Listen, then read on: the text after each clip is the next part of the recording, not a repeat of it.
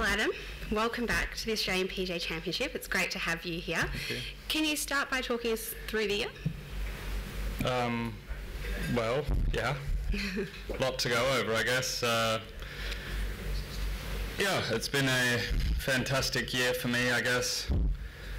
Very exciting last few months with my family and having a new baby and all the good things that come with that. And I guess that's been the focus of the year for me. Really, it was a lot of planning around that, but I'm very happy to be back here on the Gold Coast playing this week and in front of a bit of a home crowd, and a very exciting event, I think, having Sergio come down, coming off his Masters win, a fantastic year, and he's just one of those guys who brings so much to a tournament, and I think the golf fans down here will really appreciate that. And also Leishman as well, who's had a cracker of a year, and there are a few other, now with Cameron Davis and then Wade Ormsby winning last week, lots of good stories. So this is an exciting event, and one I've played well at the last few times around here at Royal Pines, and I'm looking forward to this week. With Sergio here, obviously you're friends and it's your hometown. Do you feel like you're playing a little bit of tour guide this week? I tried to get all that out the way. I tried to give him all the tips for the area before he came down. He's been excited about coming back to Australia, and especially with his wife Angela, her first trip here, I believe. So I was trying to point him in the right direction so they have some fun evenings and dinners and good coffee spots and breakfast spots, take advantage of all of that. So I think I'll let him be now and get on with the tournament. Excellent. Questions from the floor, and just a quick reminder to use the microphones. Bruce. Adam, you've seen this golf course progress over the last few years since the changes. You've had a chance to play today. What are your thoughts as to how it's maturing and settling in? Yeah, I think that's exactly what I would talk about this golf course. I mean, it was probably for a local and someone who's known this place for a long time, the changes were quite drastic and a bit shocking almost. But now, 3 full years after it's all been changed, it's maturing a little bit. You can see the greens are starting to receive some shots, and it's probably playing more and more like the designer would have hoped. But it's obviously taken some time, so it's settling in. There's a lot of grass out there this week, which is very nice. We get really good lies, but it's playing long. It's not firm and fiery at all, so it's going to play very long this week, and that's certainly going to suit some of the guys in the field and not others, but it's settling in. So I think it's hard for us to all be patient. We're all very spoiled and we all expect perfection straight away, but it's really settling in nicely, and I think it's going to play a little better each year as we keep going. So I'm very happy with the shape of the course this year. Phil. Adam, lots of fun things obviously for you this year off the course, but that's meant less golf. I think if our maths are right, maybe some of the least amount of tournaments since you became a pro. What have been some of the particular challenges you've found in terms of your game, just from playing less? It wasn't so much the playing less. I'm kind of known as a bit of a part-time golfer anyway, if I'm out there. But it was probably just the less practice this year. The priorities just had to shift a little bit, and I travelled a lot more and practiced a bit less, and they were the challenges. And the first half of the year I played okay, but didn't get much out of it. And then since the US PGA, really the focus hasn't been on the golf at all. So, and that shows up when you go and play in world-class fields, there's no doubt. And it's good for me to see that, because it's very clear for me going back next year exactly what I need to do, remind myself of what I've done for the past 5 or 6 years to play at the level that these guys at the top are playing at. And I really look forward to getting back into those kind of routines that I've been in over the past few years that has produced great golf. But of course it's difficult not to be frustrated. If I'm going out to play, I want to play really well, but I also have taken a bit of a realistic attitude this back half of the year that I haven't prepared as well as I normally would like. And I pride myself on being really prepared to play, but I'm learning as, you know, my career and life evolves and changes, that, you know, I have to kind of temper that, and I think I'm going to have to learn to switch on and off a little bit more in the future. So, you know, I've made lots of little notes about different things like that to think about for the future. Brent. Speaking of playing less, you obviously didn't play last week, and there was some talk that around the reasons for that. There was some talk you felt you'd been disrespected and things like that. Can you clarify last week and why you didn't play? It was more on the lines of the back half of this year just not really being about the golf, and I know it's the Aussie Open and it's a very dear tournament to any Australian, but sometimes you just can't play them all, and I've been away, I think, too much from my family, and I had to decide not to play last week purely for that reason, and try and get my commitments elsewhere all taken care of so I get the most time with my family. And I'm sure I'll play a lot of Australian Opens in the future, and I've played a lot in the past too, so there's nothing really more in it than that. Adam, you've been out in the course. What are some holes that you really like at the moment that are setting up really well for you that you may not have set up well in other years? Well, they haven't changed the course that much for me. I haven't seen. It has matured, but it's not necessarily playing any easier when I say it's matured at all. I mean, I think because it is playing a little longer and it's looking like maybe a damp week, we could be in for a real long test. So if the wind does blow, you know, like it did out of the east, the 18th plays into the wind a bit, and that's extremely difficult. But those kind of holes, if I'm striking it well, play to my advantage. You know, if you can get it on the green in regulation a lot around here, you're going to be okay. I mean, some of the greens are tricky, but it's trickier chipping from around these greens when the grass is a little grainy and a little long. You don't have that option of bumping it up the green, so that's going to challenge everyone this week. For me, when I play my best golf, I take advantage of the par fives, and I'm solid everywhere else, and, you know, I'd like to do that this week. Henry.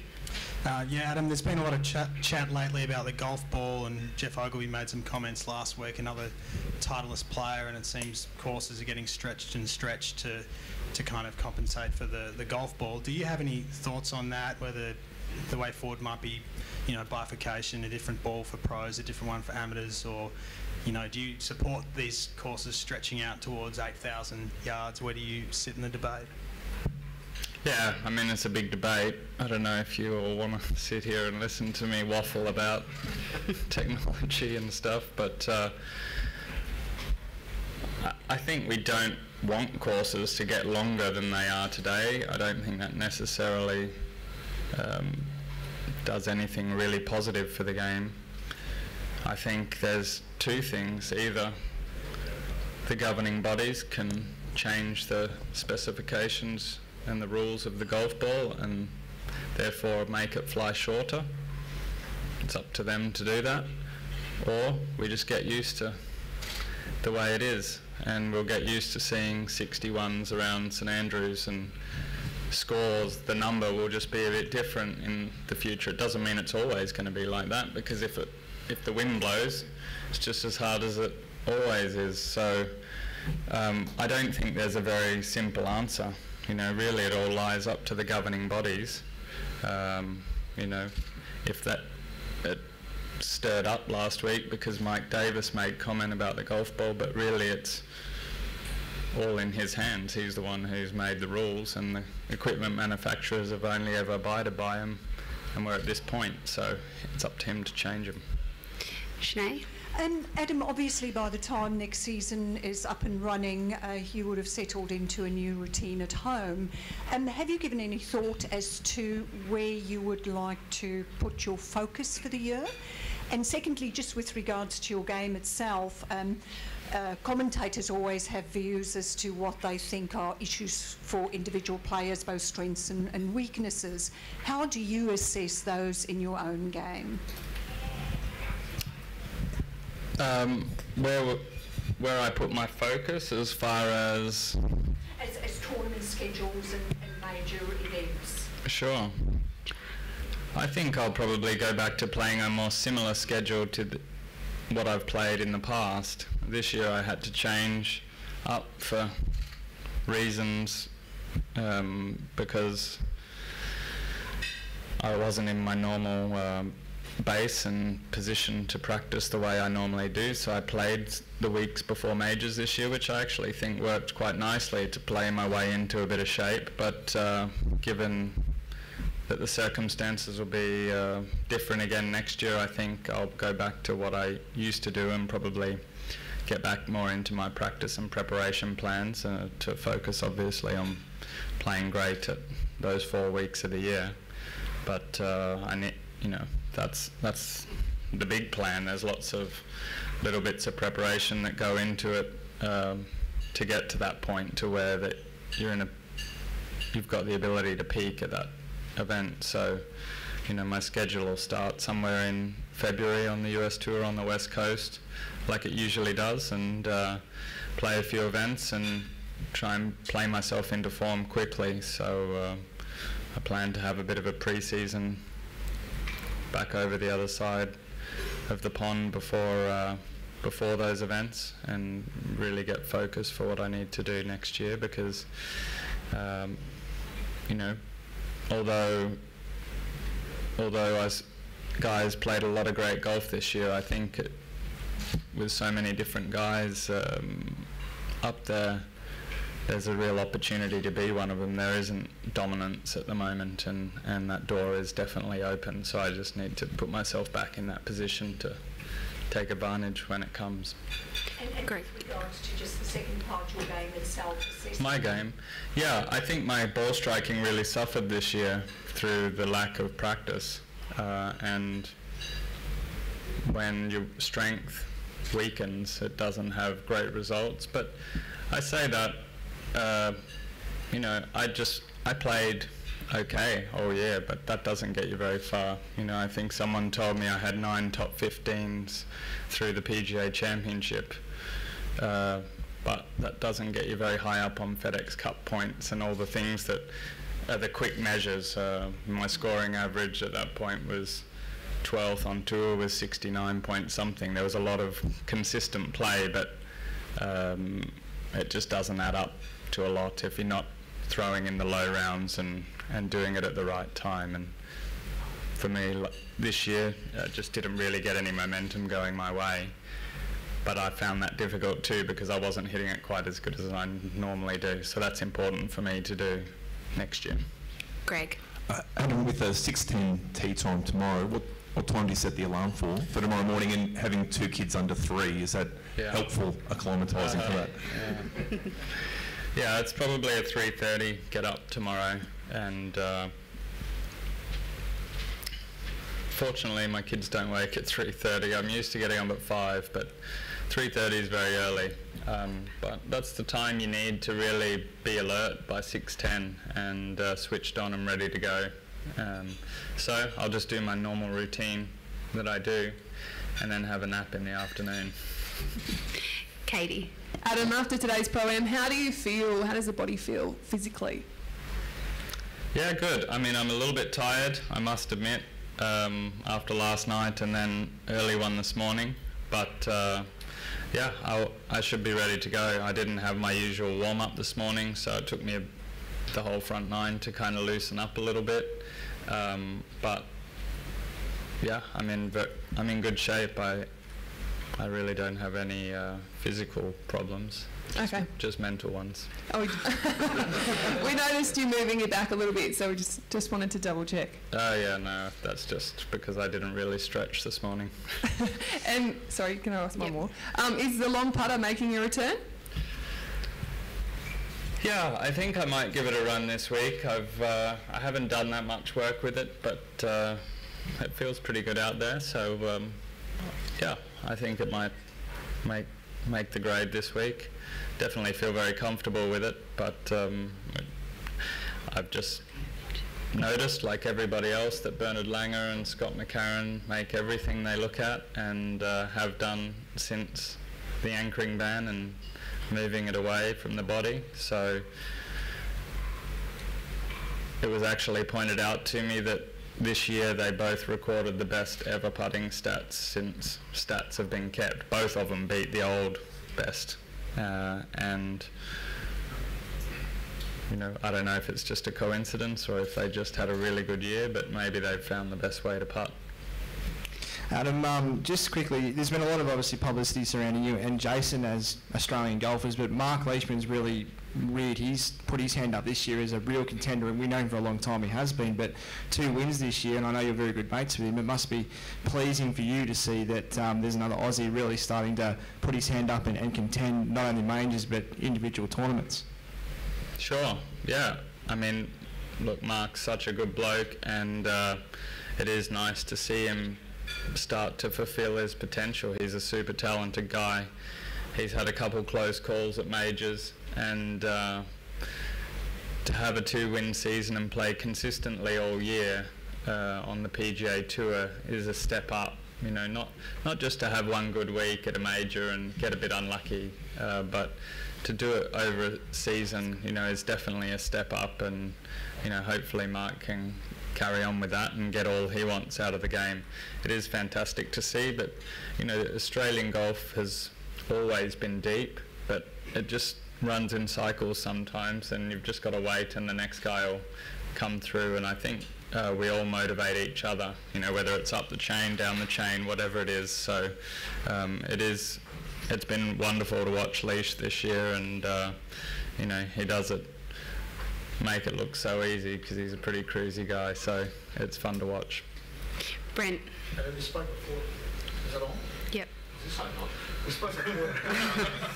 Getting back up the top, like getting in number one potentially, and winning majors. Can you put in perspective how much more difficult that is when you've got 2 young children? Hopefully not too much more difficult. You know, I think it's just some adjustments. I mean, I can only speak for myself, but you know, 2015 my daughter was born, and it wasn't one of my better years.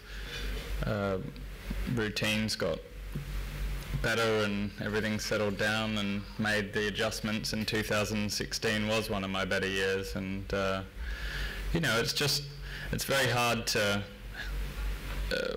see exactly how you'll respond to kind of big changes. I mean, if we had a crystal ball, it'd be great, but we don't, and sometimes it takes some time to settle down. So for me, you know, the challenge is just the demands on your time, and that's not external, that's from myself. You know, I want to be with my family as much as I possibly can and spend time with the kids, but I also know what it takes for me to play really good golf. So, you know, it's going to be finding the peace between that battle of, you know, where I put my priorities. And I think earlier I said it's going to, rather than me being switched on all the time, golf, golf, golf, thinking about golf, I think probably I'm going to have to learn to switch on and off, and, you know, really kind of compartmentalize those 2 parts of my life.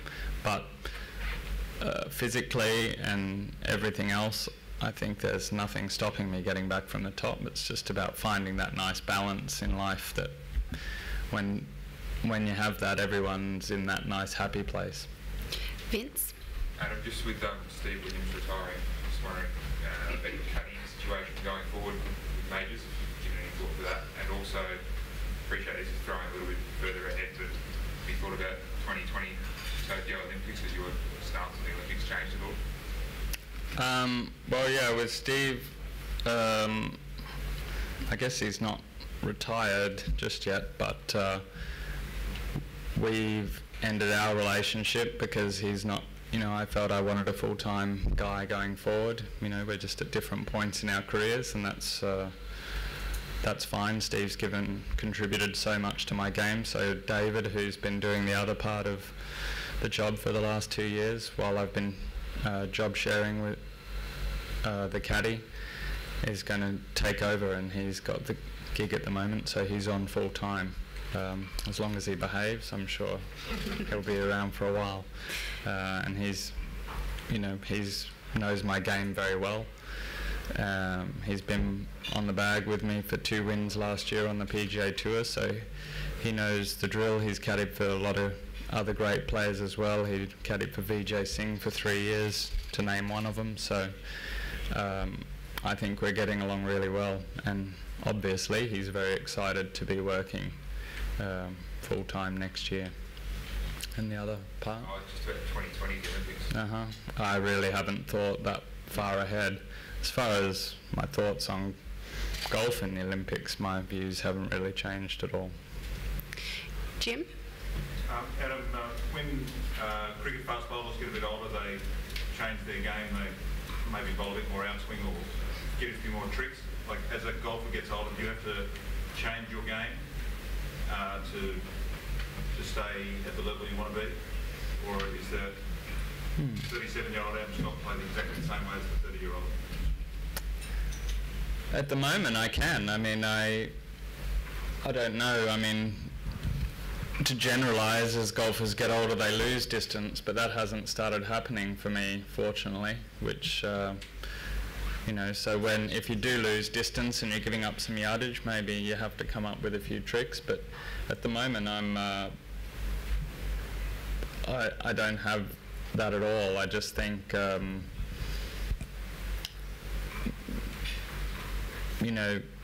really, if I'm at 100%, I should be in a better place than some of these younger guys through experience and being in the position to make a good decision more often than they have. However, at the rate they're playing, they're learning all that very quickly, so I need to get up there and put a stop to that. Last questions, Henry, and then Tony. Yep. Yeah, Adam, the new putter this week you mentioned, or going back to the long putter, have you tried that sort of technique of off the chest? Have you done a lot of prep work with that? I tried it a little bit a few years ago, but I was just frustrated with the long putter that last year that I putted with it. So, there's the microphone. So I was looking for a change at that point, and the shorter putter felt good, but I haven't really. It just doesn't feel much different at all than whether it's anchored to the body or not. It's doing the same thing, it feels like to me, so it feels very solid. I don't see there to be much work needed. It just feels good. It's like when you pick up a new putter and you just hold parts. That's what it feels like. Hi, can I just ask, when the kids want you to play... Sorry, can you just use the microphone? When the kids want you to play next year and you've got to practice, what's going to be the motivation to go to work? Or what's driving you at this stage of your career now? Yeah, I just can't handle... It's very hard. I've tried not to get frustrated, but I just can't handle the average stuff, so it'll either be one or the other. So I'll go to work and hit balls. But also, the last 5 or 6 years,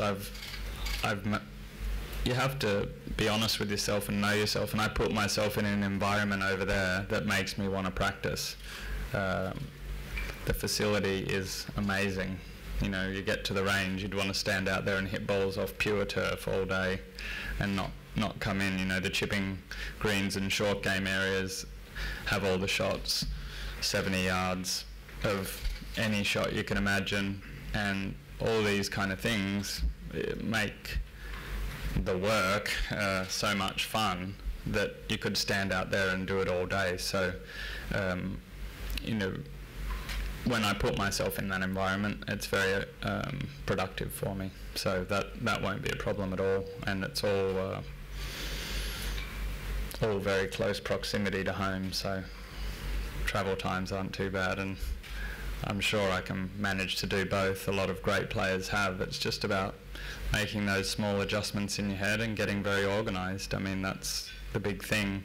It seems like whether you got kids or not, time for everyone seems to just go quickly these days. You know, no one's got enough time to do anything, and you just got to get very organised.